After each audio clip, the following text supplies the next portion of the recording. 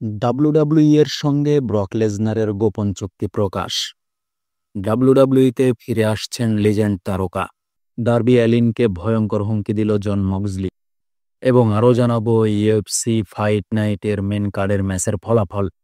ডাব্লিউডাব্লিউইতে অনেক প্রত্যাশার পরে ফিরে এসেছেন ব্রক লেসনার। তিনি রয়্যাল রাম্বলে অনুপস্থিত থাকার পরেই তাকে নিয়ে আলোচনা শুরু হয়েছিল, যেখানে সর্বশেষে জানা যায় কোম্পানি সাবেক একটা মেয়ে রেসলারের কেসের কারণেই তাকে নিয়ে আসেনি। মানে রাম্বলের আগের রাতে তাকে নিয়ে আসার প্ল্যানটা বাদ দেওয়া হয়। এতদিন মূলত এই কারণেই তিনি রিংয়ের বাইরে ছিলেন। যদিও আদালত তাকে সরাসরি দোষী করেনি, কিন্তু তারপরেও নিজেদের ইমেজ ঠিক রাখতে কোম্পানি এটা করেছে। সবশেষে সামারস্ল্যামে ফিরে আসেন এই তারকা আর সিনাকে আক্রমণের মাধ্যমে যাত্রা শুরু করেন। এখানে মূল আলোচনা ছিল কবে হচ্ছে তাদের ম্যাচ এবং ব্রক লেসনারের চুক্তির বিষয়টা। স্ম্যাকডাউনে তাদের ম্যাচের বিষয়ে ফাইনাল সিদ্ধান্ত এসেছে, যেখানে বলা হয় সামনের পেপার ভিউতে তাদের মধ্যে ম্যাচ হবে।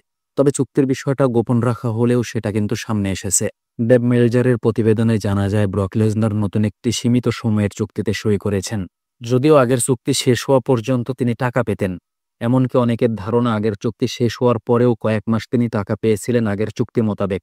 কেননা ডাব্লিউডাব্লিউই কোনোভাবেই চাচ্ছিল না ব্রক লেসনার অন্য কোনো কোম্পানিতে যাক। এই কারণে তারা তাকে চুক্তির আওতায় রেখেছে, যদিও তাকে ব্যবহার করেনি।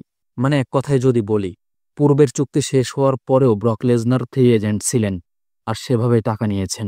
মেলজার বলেছেন ব্রক আসলে চুক্তি নবায়ন করেননি। আগের চুক্তি মেয়াদ শেষ হওয়ার পরে নতুন চুক্তিতে গেছেন দুই পক্ষ। আগের চুক্তি অনুযায়ী তিনি টাকা পাচ্ছিলেন, যদিও ব্যবহার করা হচ্ছিল না। সেই চুক্তি শেষ হয়ে গিয়েছিল। কোম্পানি বারে বারে যদিও বলেছে লেসনারের সঙ্গে সম্পর্ক নেই, তবে এখন বোঝা যায় বাস্তবতা সম্পূর্ণই ভিন্ন। মানে লেসনারের সঙ্গে সবসময় কোম্পানি তাদের যোগাযোগ রেখেছে, আর এই যোগাযোগের কারণেই মূলত অন্য কোম্পানিতে ব্রক লেসনার যাবে এমন সংশয়ে কোম্পানি ছিল না। কোম্পানি মূলত অপেক্ষা করছিল আদালতের সিদ্ধান্তের ওপরে। আর আদালত যখন তাকে পারফর্ম করার অনুমতি দেয়, তখন কোম্পানি ফ্যানদের অবস্থান বোঝার চেষ্টা করেছে। যেখানে দেখা গেছে ব্রকের বিষয়টা তেমন কেউ সিরিয়াসভাবে নিচ্ছে না, তখনই মূলত তাকে নিয়ে আসার সিদ্ধান্ত হয়।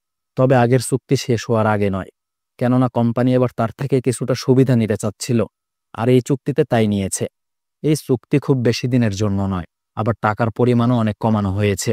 আগে যেখানে বেতন হিসাবে ছিল 12.5 মিলিয়ন মার্কিন ডলার, সেখানে এবার বেতন করা হয়েছে 5 মিলিয়ন মার্কিন ডলার। এখানে শর্ত হলো, যদি এই চুক্তির মধ্যে তাকে আদালত দোষী সাব্যস্ত করে, তাহলে চুক্তি বাতিল হবে। আর যদি আদালত তাকে সম্পূর্ণ নির্দোষ বলে ঘোষণা দেয়, তাহলে এই চুক্তির মেয়াদ শেষে নতুন একটা চুক্তিতে যাবে দুই পক্ষ। এদিকে কোম্পানির পক্ষ থেকে বলা হয়েছে ব্রক কখনো AEWতে যাবে, এটা ডাব্লিউডাব্লিউই ভাবেনি। কেননা ডাব্লিউডাব্লিউই এর চুক্তি ভেঙে AEWতে যাওয়া সম্ভব ছিল না। এছাড়া AEW একক কোনো রেসলারের জন্য এত পরিমাণে বাজেট করার প্ল্যান এখন করবে না। ফলাফলস্বরূপ ডাব্লিউডাব্লিউই থেকে যদিও ব্রক আড়াল হয়েছিলেন, তবে AEW এর সঙ্গে তার কোনো যোগাযোগ হয়নি। এই বিষয়টাই নিশ্চিত করেছে ডাব্লিউডাব্লিউই। তবে কেউ কেউ বলছে কোম্পানি যেটাই বলুক, সামনে তারা ব্রককে এড়িয়ে চললেও তাকে ফিরিয়ে আনাই ছিল চ্যালেঞ্জ। কেননা তার মতো মানি মেকিং তারকা যদি কোম্পানি ছাড়ে, তাহলে কোম্পানির বিপদ। যাই হোক, নতুন চুক্তিতে ব্রক কিছুটা নমনীয় হয়েছেন। এদিকে ক্রিস জেরিকো অবশেষে তার ডাব্লিউডাব্লিউইতে ফেরা নিয়ে যে গুঞ্জনগুলো ছিল, সেগুলো সম্পর্কে মন্তব্য করেছেন। ডাব্লিউডাব্লিউই থেকে বিদায় নেওয়ার 7 বছর পর এই গুঞ্জন উঠেছে। কারণ জেরিকো 2018 সালে ডাব্লিউডাব্লিউই ছেড়ে এরপর AEW প্রতিষ্ঠিত হলে প্রথমেই সেখানে যোগ দেন। তিনি প্রথমবার ডাব্লিউডাব্লিউইতে 1999 সালে উপস্থিত হন, আর 15 বছর কোম্পানিতে ছিলেন। 2005 সালে তিনি একবার বিরতি নেন, পরে 2007 সালে আবার ফেরেন। তার দ্বিতীয় চুক্তির সময়কাল ছিল 11 বছর। মানে তিনি বারে বারে চুক্তি নবায়ন করেছেন, তবে একটানা ছিলেন 11 বছর। ডেইলি মেইলকে দেওয়া এক সাক্ষাৎকারে জেরিকো বলেন, রেসলিংয়ের জন্য সবচেয়ে ভালো জিনিস হলো AEW এবং ডাব্লিউডাব্লিউই এর মতো বড় দুইটা প্রমোশন। এতে রেসলিংয়ের জন্য সুযোগ বাড়ে, ভক্তদের জন্য আরও মজা হয়, আর সবকিছু উত্তেজনাপূর্ণ হয়। একই সাথে রেসলারদের মূল্যায়নও বাড়ে। আমি এখনও AEW এর সাথে চুক্তিতে আছি, আর চুক্তি শেষ হওয়ার আগে আমি কোথাও যাচ্ছি না। আমি কি ডাব্লিউডাব্লিউইতে ফিরব?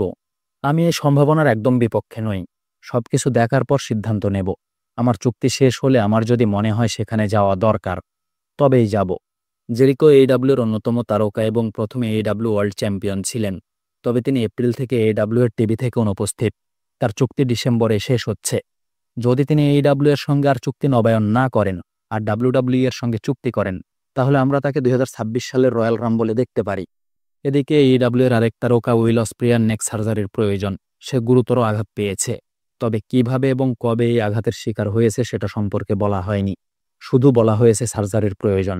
তার এই সার্জারির কারণে তাকে কিছু সময় রিংয়ের বাইরে থাকতে হবে। জন মক্সলি ডার্বি অ্যালিনকে শেষ করার হুমকি দিয়েছে। মক্সলি বলে তার হৃদয় ভেঙে গেছে, আর এই ভাঙা হৃদয় জোড়া লাগানোর একমাত্র উপায় হলো ডার্বি অ্যালিনকে হারানো।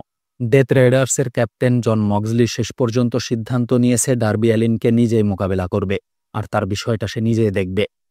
এখন বিষয়টা দলীয় নেই, বরং এটা পার্সোনাল।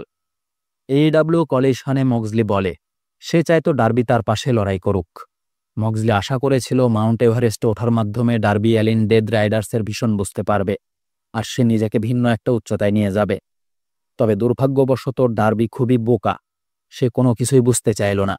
যতবারই সে সমস্যার মুখোমুখি হয়, কিছুই সমাধান হয় না। যেহেতু ডার্বি তার পাশে থাকছে না, তাই মক্সলি অল আউটে প্রমাণ করবে সে এই শিল্পের মাস্টার, আর সেই একমাত্র লিডার। অ্যালিনকে হারানোর মাধ্যমে দেখাবে তার ক্ষমতা। মূলত জন মক্সলি তার টিমে অ্যালিনকে আনতে চাচ্ছিল, কিন্তু অ্যালিন টিমে যোগ দেওয়ার পরিবর্তে তাদের সাথে শত্রুতা শুরু করে, যেটা মোটেও ভালো লাগেনি মক্সলির, আর এটা তার জন্য অপমান হিসাবে তুলে ধরেছে। সে চায় আসন্ন অল আউটে ডার্বিকে একটা চরম শিক্ষা দিতে। এই ম্যাচটা ভালো হবে এটা নিঃসন্দেহে বলতেই পারি। স্টিংয়ের পরে আরও অনেক তারকার মাধ্যমে ডার্বি অ্যালিন নিজেকে প্রমাণ করেছে, আর এবার মক্সলি টিম সহ তাকে প্রমোট করতে কাজ করছে। ম্যাচটা রক্তাক্ত হওয়ার কথা, কেননা দুজনেই হার্ডকোর রেসলার আর ভালো পারফর্মার। তবে শেষ পর্যন্ত ডার্বি আসলে নিজের সিদ্ধান্তে টিকে থাকতে পারবে কি না, এটাই বড় প্রশ্ন। কেননা তাকে প্রমোট করতে হয়তো মক্সলির টিমে যুক্ত করা হতে পারে। UFC fight night main card মানে শেষ ম্যাচ হিসাবে খেলেছে ইমাভভ এবং বোরালহো, যেটি অনুষ্ঠিত হয়েছে ফ্রান্সের প্যারিস শহরে। এই ইভেন্টটি UFC এর ইতিহাসে বিশেষ জায়গা করে নিয়েছে, কারণ এখানে রেকর্ড সংখ্যক 9টি নকআউট হয়েছে, যা আগে কখনোই ঘটেনি। মুখোমুখি হয়েছিল ফ্রান্সের তারকা ইমাভভ, আর বোরালহো হল ব্রাজিলিয়ান ফাইটার। পুরো 5 রাউন্ড জুড়ে ইমাভভ তার অসাধারণ স্ট্রাইকিং এবং নিখুঁত কাউন্টার শট দিয়ে ম্যাচ নিয়ন্ত্রণে রেখেছিল। অন্যদিকে বোরালহো যতই আক্রমণাত্মক হওয়ার চেষ্টা করেছে, ইমাভবের ডিফেন্স আর ফুটওয়ার্কের সামনে কার্যকর হতে পারেনি।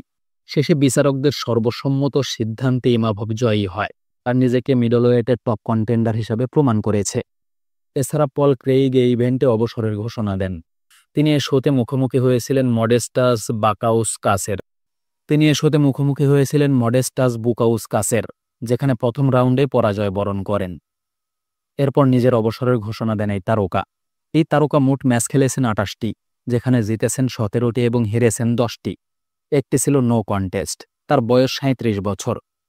তবে কেন তিনি এখন অবসর নিলেন, এটার ব্যাখ্যা হিসাবে বলা হচ্ছে বাজে পারফর্ম এবং নিয়মিত হার। WWE এর সঙ্গে ব্রক লেসনারের গোপন চুক্তি প্রকাশ। ডাব্লিউডাব্লিউইতে ফিরে আসছেন লিজেন্ড তারকা। ডার্বি অ্যালিনকে ভয়ঙ্কর হুমকি দিল জন মক্সলি। এবং আরও জানাবো UFC ফাইট নাইটের মেন কার্ডের ম্যাচের ফলাফল।